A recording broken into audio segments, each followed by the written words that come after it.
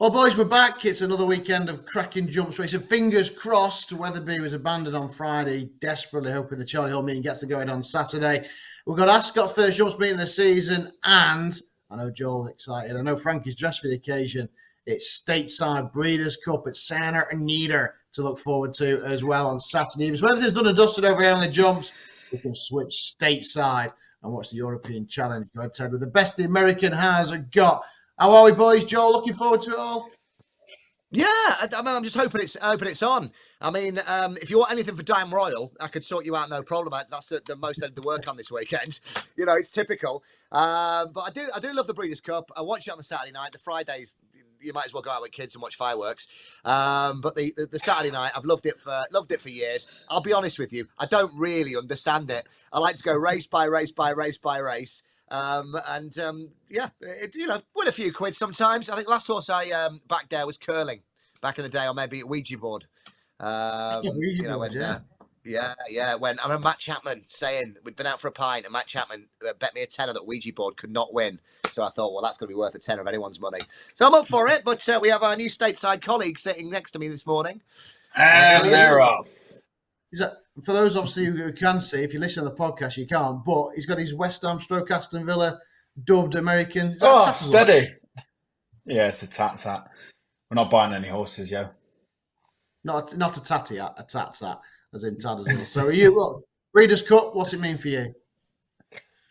Same as Joel, really. I'm going to be honest. It's a bit of Friday night entertainment before Wetherby on a Saturday. It's a nice weekend I've got lined up. Hopefully, watch Leeds beat Leicester this evening, then watch a bit of Breeders' Cup, then go to Wetherby in the morning, and then I probably won't watch it Saturday night because I'm booked in for an Italian in Harrogate. So if all goes to plan, great weekend. But you say that Leeds could get battered, Wetherby could be called off, and Gianni, who owns the Italian's a Leeds fan, so he might be in poor form as well, and it could all go down the pan quite quickly. Is the Italian meal? No, the Italian meal. Is this Frankie Dettori's Italian meal retirement tour? So he's going to Harrogate tonight, and for turning up, the restaurant wants to give him 10 grand just for turning up. Yeah. Well, what caught my eye? Top one, Breeders' Cup filly and mare turf. Joff at 7:10. What time's your table booked? On the Saturday? Yeah. I don't know. If I'm honest. Not my job. No, he's booked. Yeah. You definitely go in the Italian. Top one, number one, 7:10 in Italian. Will you be in the Italian by 7:10? I got to back that, haven't I? If I'm in, I'm backing it. Sit down, put a bet on, pay for dinner in the Italian. There you go. We'll come to that later on. Let's start with the jumpers then. Wetherby, fingers crossed he does get the go-ahead. Obviously, Friday was abandoned. There's so much rain around. More forecast Saturday as well. But it's a drying day Friday. It is the Charlie Hall meeting. But before that, we've got this mare's hurdle at 150 to look forward to. Lucia, I'm not sure if she is going to run with the ground being so bottomless. But, at the minute she is. You Wear It Well and Katira. Obviously, they met at Aintree. Those are probably the three to concentrate on. We'll start with you, Frankie. You're off to Wetherby, aren't you, this weekend? Yes, and I think Lucia is the best, or will turn out to be the best horse in the race as the season progresses. But she is very hard to back on what's going to be soft, heavy, or maybe unraceable ground at the moment. Because she was disappointing as she finished her race looking really tired at the festival. I know she didn't have the ideal prep, but she does just become hard to back on testing ground. You Wear It Well, I'm going to say she's not as good or will ever be as good as the horse that won at the festival. I think it was a great ride in conditions that suit, and she got a bit of a lead turning for home, and probably some in behind, I think, would have felt they could have been closer to her. So I don't think You Wear It Well is going to be up there in terms of class this season, which leaves Katira, who does or has won on soft ground, travels through her races really nicely. The Scoutons have a great record at this meeting. And I think even if Lucia maybe reverses the form later in the season or turns out to be the classiest horse in the race, I think Katira gets my vote tomorrow. I'll tell you what, Joel, he's got the Tattersall hat on. He's got all the mics, Whirlpool, Race Day TV, Betfred TV behind him. He looks at it, he talks up game, but overlooking You Wear It Well, I'm with her tomorrow. I think that was a really good run at Cheltenham. Yes, she's behind Katira, but I think soft ground, and she can go out in front as well. I don't think there's much competition for the lead. I know she's got a penalty. I'm with You Wear It Well. Frank is against her. Where do you sit? I'm against you, Wear It Well, as well. The old Rod Stewart hit. I'm 100% with Frankie here. I was doing this last night. Pretty much a copy and paste to what Frankie said. When it comes to the best horse in the race will probably turn out to be Lucia. I'm not sure she'll run. If she does, I think Katira will go off favourite. Second to Irish Point at Aintree. This will be properly run over the 2 on soft ground. Receives weight from Lucia and you Wear It Well. I sent a couple of lovely messages about Harry Skelton yesterday and Dan Skelton. They're not in the usual red hot form this season, but I think on this day, Katira will win. I can see Lucia being pulled up on the ground and saved for another day, but will turn out to be the best horse in the race. I agree with that. I don't think Lucia is the best horse in the race, but on the ground tomorrow, I think she's definitely worth taking on. And she might make the market for those, of course, who are running in there. So there you are. Consider for them too. You Wear It Well for us. Something else will probably come and beat everything. Right, let's move on to the 225 then. It is the West Yorkshire Hurdle staying contest over 3 miles. We've got last year's stayers runners up, Dashel Drasher in here. We've got Time Hill back hurdling as well. We've got last year's Paddy Power winner Garlaw. Interesting Irish runner as well. And Botox has. And Red Risk. I might as well mention them all. Start with you this time, Joel. Yeah, I think I try and look for value in races like this. I mean, this is a grade 2. It's not, not screaming, is it? Screaming out with, immense talent. I mean, Time Hill, best horse in the race by a mile. 4th at Sandown last time out. You just forget that one. Dashel Drasher is a people's favourite, but loves bumping into one. Botox has good handicapper, which I made here. It's not a graded horse, and Galore needs that prep run for the Paddy Power. So it comes back to Time Hill, and I just thought on the day this will be the best horse, and of course the best horse should win every single race. I like Time Hill as well. I think his record fresh puts it in his favour against others. He'll have other targets. I think Garlaw is going back chasing Dashel Drasher. Not sure that's his target either. So I'm with Time Hill as well. Is it a Napan, Frankie, or are you going elsewhere? It is, yeah. For all the reasons you've said, Garlaw back chasing. Botox has probably needs to go back into a handicap with a lower mark. Dashel Drasher, I think Connections would have been so pleased but equally frustrated last year. He's a 10-year-old.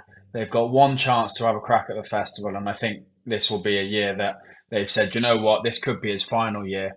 Let's get him bang on for March and have a proper crack at the stayers there, because he did run really well in it last year, and they were unlucky as well, weren't they? So, like you said, I don't think it will be his target. And then that leaves Time Hill, who does go well fresh, is a very good horse, is pretty straightforward. And although he was slightly disappointing maybe on his last hurdle start, it was over shorter. He got outpaced a little bit. And I wonder if, because it was Tom O'Brien's last ride and he'd ridden this horse and won on him plenty of times, they thought, you know what, let's stick him in a nice hurdle race for him to go out on. So there's a lot in Time Hill's favour here.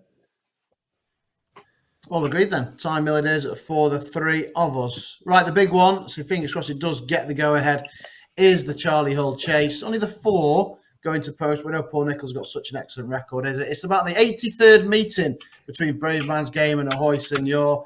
Who's going to come out on this time, Frankie, or do the Irish have a say? I think they've got more of a say than Ahoy Senor. I should stop saying that horses can't win, because it's much easier to put one up and be wrong than to say that one won't win and then it goes and wins. It makes you look silly. But I think Brave Man's Game does win this. I know he's 8-11, but I think he's rock solid, really. The form that he's shown winning the King George on soft, the second in the Gold Cup on soft ground. He obviously won here as well, which was down as good to soft, but it was pretty grim that day. So, it was good soft, but in my opinion, pretty testing. He's got all the form. He's a top class horse. I know Ahoy Senor was travelling well when falling in the Gold Cup, but even if you go back to the race he won in November, was it? A couple in behind were Welby, Protectorat and Noble Yates were a long way off Brave Man's Game in the Gold Cup. I just don't think he's as good a horse as Brave Man's Game. So I think Brave Man's Game definitely wins. And I do think that Gentleman's Game has made a good start to chasing and could not have a say, but, might pick up second. Interesting. Yeah, I think the fitness edge is a bit, I know he's only behind Easy Game, but I think having that fitness edge is interesting. His 3rd chase as well, Gentleman's Game, I think is a big player here. Brave Man's Game, obviously looking at Haydock in 3 weeks' time. Will Paul Nicholls leave a little bit to be working on, Joel? That was the thing, first of all. I mean, I'm working at Haydock that day on the 25th, and I was hoping the Brave Man's Game was going to that, just from a personal point of view, to see him live once again, the horse and not Paul Nichols. But he's gone for this. I think he's just scared of the ground at Haydock because, as we all know, throw a 6 to start, whatever the ground's going to be. So I think there's 3 weeks worth of prep coming in here, and watching the Nichols horses this year. Sometimes the ones I think need a run don't need a run, and they win, and the ones that the other way around. I would take a little each way, no, each way, 4 places in it. I'm taking a little bet on Gentleman's Game purely because Mouse Morris doesn't send him over here, for a little bit of Yorkshire countryside or whatever. He's got the fitness on side. The first one I put a line through was Ahoy Seigneur, spring horse, and loves a mistake. I still at Aintree when I was standing there. I was standing next to Lydia Hislop in the parade ring when Shiskin come and took him, and I think everybody in that parade ring had been on Ahoy Seigneur, and she said something. I know she's not a Henderson fan, but she said something really disparaging about Shiskin that day. It's like, oh, Shiskin. So Ahoy Senior, line through that. Midnight River, I don't think it's good enough. Brave Man's Game, if he's fit, wins. But I think, as the price play as much as you can, will be Gentleman's Game just for the fitness edge, and Mouse Morris not sending him over for no reason.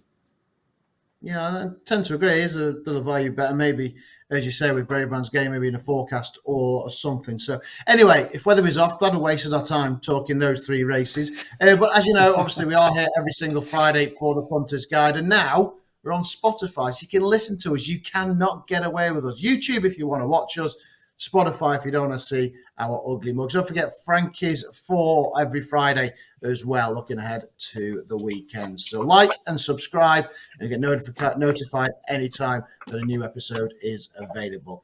So Wetherby, hopefully it's going to go ahead. Ascot should certainly go ahead. So let's get stuck in to the action there. First of all, we've got 3 races to look at from Ascot. The first one we're going to do is the 205. There's 2 mile handicap chase. We'll start with you this time, Joel, because we're all over Red Rookie last weekend when he didn't go. Are we back with him this weekend? No, we're not. That was your best bet last week. It was my next bet. No, I'm going for a little bit of value here for the oldest one in the race with First Flow.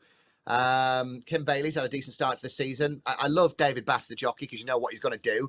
He's not one of the jockeys where you look at and go, I wonder if he's going to do this. He's got balls of steel, the lad. I don't know that from personal experience. It's a grade 1 winner at Ascot. Was it Clarence House that the race that Politicog was in? We'll love these soft conditions. And I think off 158, it's fairly handicapped. I'm unsure of prices this morning, but I would expect to be at least double figures. And First Flow, I can't see this horse being out the frame the way it's ridden. Interesting then, right, Frankie? I'm going to stick with Red Rocket. I do like Boot Hill as a horse. He won it at the November meeting last year, but he's a little bit higher in the handicap now. Frankie, what do you fancy in our first we're looking at Ascot? Both that you've both mentioned, funnily enough. We're all agreeing this weekend. I do like Boot Hill, the favourite. He progressed nicely last year, and I know, as you said, he has gone up in the handicap, but he's kind of dealt with it on his way, and he hasn't gone up massively for this start. So I do like the favourite, but I like First Flow, like Joel said. His best ever performance was when winning the Clarence House, over course and distance and on soft ground. And although slightly disappointing last year, was tried over further. He hasn't run over 2 miles in a while. It was all 2 miles 4 or 6 last year, and it didn't quite work out for him. So provided that he hasn't just got worse in his old age, and he actually will still be as good back to 2 miles or 2 miles in a furlong, I think he does have a great each way chance, First Flow. He loves it, Ascot. He loves it when the mud is flying. 11 years young, First Flow for the boys. Right, the 315. Real good handicap hurdle this. I do like Altabelli as a horse. And don't forget that win at Carlisle and absolutely bolted. And he doesn't mind the ground. But if you weren't taken with our chance win at Cheltenham last weekend, you think you're in the wrong game. And he's up 11, although Freddie Gordon can claim 5. So effectively he's up 9. But on that evidence, surely he's going to take some beating, or the handicapper has absolutely smashed him, Frankie. We should get the Acker on this weekend. Again, I like our champion Altabelli. Yeah, I mean, did Freddie ride him at Cheltenham? I think he did. Yeah. Probably didn't realise how far he kicked clear and thought maybe I should have won a little bit cosier, because he put some distance between himself and the rest of the field very, very easily. Chris Gordon, since having him, has obviously found something new or doing something different with him, because he's rapidly improving and has a great chance. And 7-2 is not the worst price that you're going to get for a horse on the up like our champ. But Outer Belly that you mentioned made a great start, won his first three. Was really impressive in all of them, and then slightly disappointing at Aintree, but was, I think, raced in second when they went really, really hard. And bar In the Pocket, who won the race, a lot of the horses that came, in the places, third, fourth, fifth, or whatever, came from slightly off the pace. Those up with the pace seemed to fall away because it did go quite hard. So I think maybe just over raced and was spent at Aintree, but Outer Belly on early talent has got to have a good chance and is a nice each way price. Yeah, the two that I was thinking of. But there's another one in here, Joel. If you cast your mind back to Cheltenham, you were all over it, weren't you? Bad. When it was just 5-1 for the Fred Winter, who's all the talk for Ben Paulin. Didn't perform their whore here in April, had a big break. I expect they expect a lot more from Bad this weekend. What do you fancy in this one? Yeah, I remember just saying, but Bad. Everyone was talking about it, and nobody knew a lot about it.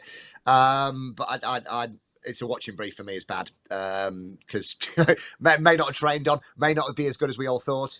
It may be brilliant. Well, Michael Jackson on the decks on Monday morning. Yeah, absolutely right. Do you know who was declared for this race and then pulled out? Go on. Langer Dan. Oh, it's not his time of year, is it? Yeah, no, I was going to say, is that not so much to do with the weight? Keeping, because I keep going back to Knickerbocker Glory. Because he's fat until the spring. Yeah. Knickerbocker Glory was third on the list, Joel. Again, another that probably was disappointing last time, but was second at Ascot, wasn't he? Yeah. Look, Sandar, sorry. I kept coming back to this. Tristan Doyle takes a 5 off. I really like him. Front runner, 3 out of the past 4 winners have made all. There's a stat for you. You know which way he runs. That was my main bet in the race. Rare Middleton for Nichols and Briney off the wind up. And Compront, there's another big one in him. I'm not going to fall him off a cliff again. Hobbs is having a much better season this year, but I don't think the day is the day for that one. I think Knickerbocker Glory for me is not very strong, but I think it's a decent bet. I kept coming back to that, and I think our champ. I've got ground concerns. That's what I've got in my notebook. Interesting. Ground concerns for our champ. The way he went through it last week, only won last week. I'm not sure if that'll stop him, but we'll find out at 3:15 tomorrow. The last British race we're going to look at, 3:45 at Ascot, is this 3-mile handicap chase. Just looking through this, obviously I know the Jackdaws Castle team really looking forward to Monbeg Genius this season. Hopefully, he could be their national horse. He's in there to be likely favourite. We've got Beauport back as well, who's still travelling well and fallen. Aintree back in the spring. An interesting one right down the bottom. Gavin Cromwell won everything last weekend at Cheltenham. He's had 9 winners from the last 27 runners at 33%. But since last Sunday, I think he's had just 1 in 12. So it was all geared around Cheltenham last week. But right down the bottom, yeah, man, coming over from Ireland, catches the eye. But I'm hopeful Monbeg Genius can do the trick for John Joe O'Neill Jr. and the team at Jackdaws and go on to better things. Maybe over the bigger fences at Aintree in a couple of weeks. Maybe the Hennessy at the beginning of December. Not sure where he is going to go. And maybe the National come March. So I'm hoping Monbeg Genius. I think Beauport is interesting. I think he's very well handicapped. Joel, we'll go with you first this time. Well, the best bet of the weekend was you going for a John Joe horse. Hope he comes home safe. The jockey, the trainer, and the horse in Monbeg Genius. Yeah, I like that. I think 100% going to better things. I got this down to 2 for gold. I haven't got any prices as we speak. Looking at it, is it like the joint oldest in the race again? I'm going for the oldies this weekend. Again, it'll be David Bass and Kim Bailey. Course and distance winner, second in a Group 1 to, was it Faka Didari? Only £4 up from that race last month. Having ticked and crosses a lot of these, a lot of horses have let me down over the years. I thought 2 for gold was the obvious one for me. this weekend, but I hope Monbeg Genius runs well for you and Little John's. We woke up in 2019, first flow, 2 for gold, soft ground. Hey, hang on, there's been a pandemic. I'm just coming around. I know, it sounds like I think these two have been in comas as well by the sounds of it, like 4 years ago. I also mentioned Larry as well. You mentioned the 10-year-old. He's won this race a couple of years ago. Time Hill, yeah. Another oldie as well. Oldies are the goodies, Joel. You can listen to Rock FM every weekday morning for the good along. Right, Frankie. He's done that before. No, for those who, it doesn't really work the gag when you're on a podcast, but for those who are listening, he goes, little Rock FM mic cover. Loves the game, don't you? It's right, Frankie. Yeah, it's good. Where am I going? What am I doing? The lightly weighted, not the youngest in the field because of Man is. It'd be interesting to track Gavin Cromwell's strike rate just in England, wouldn't it, this year? Be a good one to follow. But no, Mucho Mas for the Pauling team is going to be my selection. Pretty lightly weighted, only carries 10.3. 4 starts over fences last year. Second, first. Both of those wins one came on heavy ground, one came on soft ground. Obviously, has been climbing the weights, but not excessively. Only up £4 for winning at the end of last season in March. Hopefully, has trained on a little bit. Made a good start last year. Obviously, we don't know too much about how he runs fresh. He's still a pretty young horse, but I think he's probably, and I'm sure the Pauling team will be hoping, has still got more in him beyond a mark of 129. Interesting. Just mention the Pauling horses. I mean, some of them have ran very well, and I was saying last week some of them have needed a run, and then you had the first and third in the big handicap chase. It's funny, isn't it? How some are doing well, and some are just blowing up from the same yard. Yeah, I always find his quite hard to get a hold of. But he's had a couple of winners, and a winner at Cheltenham is always a good sign. I think when your good horses are running well, I think that's you typically would pay more attention to that when the midweek ones that could do anything. If they don't perform, they don't perform. But when your good horses are running well, I think you got to stay slightly more on side with the trainer. Joel? No, I'm getting the Nichols ones wrong this time. And 100%, I'm going really fancy this. First time out, and then needs a run. And the ones that everyone's telling me needs a run, don't. It's we're all excited about the jumps coming back. Then we're worried that it's going to be off. Then we're seeing who needs a run. And it's like, don't back Philip Hobbs because he's had a shocking last 3 seasons. And he's flying. Sam Thomas comes in with 100% strike rate. The next 5 all get beat. And it's that weird time of year. At the end of the flat and the start of the jumps. And Sam Twiston-Davies had a 50-1 winner in the week as well. It's absolute madness. Was that David Dennis horse? Yeah. He had a 1-2. Yeah, did he get a 1? He got a 1-2, didn't he? David Dennis. Yeah. That side I won the lot. Right, before we go stateside, let's get the best bets of the weekend. I will go with myself first. 130 Ascot for me. 130 Ascot for me. Gary and Jamie Moore. Hermino AA won very well at Warwick when we last saw him. He tried to duck out right and head towards the paddock. Going right-handed, I think, will help him. Yes, he's got top weight. Yes, there's some nice horses in there against him. But I think that one could get us off to winning ways. In the 130 at Ascot, Hermino AA. Talking of AA, Joel, what's your best bet of the weekend? That's not Joel. It's flicked to me. I'm not Joel, but I can give you mine. Well, look, it was the AA gag. I looked up the AA gag, and he's let me down. Yeah. Right, so why don't you set it up again, Matt, and I'll have it ready for you. Okay, here we go. My best bet, Hermino AA. And talking of the AA, Joel, what's your best bet of the weekend? I'm a member of the RAC. No, it's Narcotics Anonymous. My car engine blew up yesterday. It's going to cost me about £4.5-5 plus VAT and labour. So this is the quickest way to the Skint House ever by booking, not booking, but backing a first time out bumper horse, right, as your best bet for the weekend. Now, there's 2 reasons for this. Sam Thomas told me at Cheltenham after a couple of beers, which I don't know if it's a good thing or a bad thing, that Celtic Dino is his best bumper horse. I'm sure he said something along the lines of the best one he's ever sat on. I know people talk up the horses. It was pulled out on the 28th of October at Cheltenham under self-cert. Celtic Dino in the bumper, 4:15 at Wetherby. And I know another reason why he's running, because the bumper is sponsored by Molton Brown. And I think the winning owner, trainer, jockey all get about a grand's worth of free Molton Brown stuff, which you normally only get on business class on an airline, not Ryanair. Say that Sam Thomas, Sam Twiston Davis, Di Walters will have beautiful, clean hands. Oh, yeah. Molten Brown. Lovely. Well, talking of Molten Brown and cosmetics, Frankie, what would be your best bet of the weekend? I'm going to go with Outer Belly in the 3:15.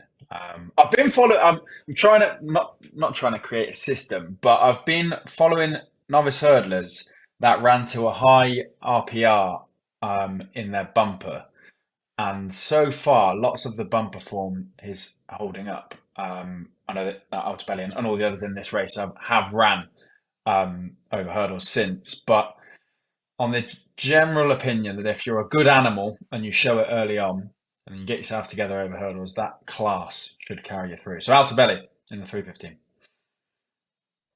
Cool. Brilliant. Who knew, Joel? He had a method and a theory. Well, what was it last week? It's one day old. Second 3 times. That's another. That's another. Second 3 times. 18 times. Yeah. Finish 18 second time. 18 second times at Dundalk or something. And you run at Pimlico, back it each way. And that leads us nicely on from Pimlico to the American action. Obviously it's Breeders' Cup. It'd be remiss not to go through it before we said cheerio. We'll look to the British action. You've had a best bets. Just quickly run through us any bets that you'll be having in the Breeders' Cup on Saturday night, Joel. I've had one bet in the 8:30, the Breeders' Cup mile. The only bet I've had so far is Kalina. Backed it each way, 8-1. The French horse for champion jockey Maxime Guillaume. Beat what's the thing that Dettori gave a shocker to? Kim Ross. Kim Ross. Beat that, and it pulled like a train halfway through that.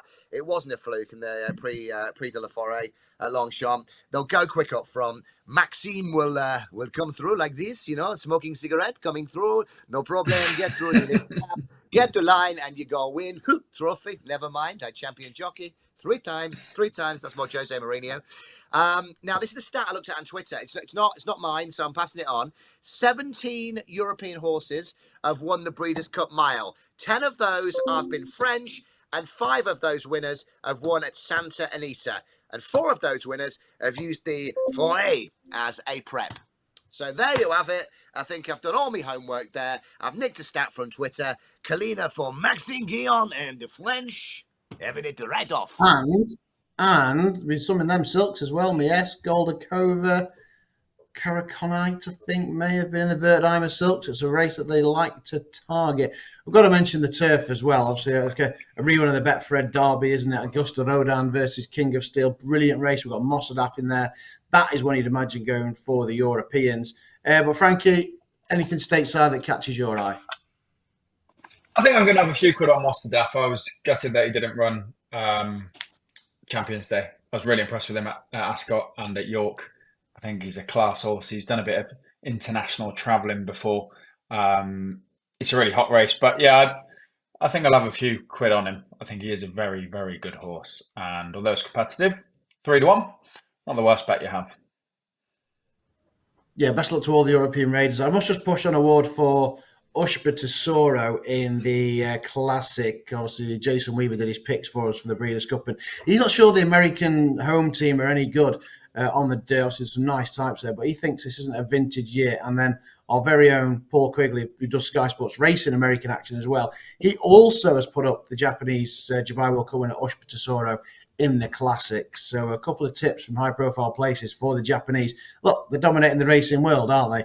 He's pretty surprised if they did win the Breeders' Cup Classic with Ushba Tesoro in that one. Yes, Joel, you may speak. We obviously mentioned Batman and Sean Curran, Adam West. Living the Dream favourite, that race is worth to the winner 630k. I think it goes off about 25 past 11 our time. 3 wins this season. Everybody knows that. But you know the Americans, when it comes to Breeders' Cup, they do the really, really good stories. I really hope they do this story for Adam West, who was, pretty much homeless, potless, whatever, a few years ago. And now he's got a really decent horse with a favourite's chance for 630 grand. Well, he was homeless or whatever. And they do amazing packages. The one that had me in tears was Cody's Wish a couple of years ago. That'll win this weekend. It's one for you, Cody. That had me in tears. And what they do really well, in my opinion, is these, emotional, personal packages. Sometimes they do get a little bit cheesy, but I'm really fingers crossed for Adam West and Sean Curran this weekend. Live the Dream. Favourites chance, 11.25. There we are. Yeah, must borrowed the money, didn't he, off his mum to get going? Yeah. We've all done that. Yeah, the bank of money. We haven't all got a horse called Living the Dream at the Breeders' Cup. No, we haven't. How many? Fair play to him. How many what? How many Frankie Dettori packages will there be on Sky Sports Racing and ITV this weekend? You get Frankie Dettori show, I'm sure I have it. No. Imagine I'm director, right? And I've got complete creative control over this. I just ignore it. Completely. Not even one. Not even one. Because I think it has left a bit of a bitter taste. Is there anybody in racing or betting or gambling, whatever you want to call it, that did not believe this was going to happen? I know we're like 3 weeks after the event here, but this retirement tour, it leaves a bit of taste in my mouth. He's probably riding the best he's ridden for a long, long time, but we all knew he was going to America. It's not a retirement tour, and not turning up at a couple of racetracks because the appearance fee wasn't big enough. I'm sorry, mate, not for me. He got a big chance on Inspire, though, wasn't he? In the filly and mare turf as a race that maybe the Europeans may well. Although, as we heard at the beginning of the show, Frank can be all in Italian because he may well be in an Italian restaurant by the time that race runs off at 7. If there's ever a method for backing winners, it is that one. Cheers, boys. We'll be back next week. What on next week? I'm trying to think what it is next week. It's Wolverhampton and Dundalk, probably. Yeah, that'll do. And then obviously it's the November meeting on the horizon as well. So join us next weekend, same time. We'll be here to look ahead to the weekend's jump racing. We'll be back in this weekend. The very best of luck. And as always, please gamble responsibly.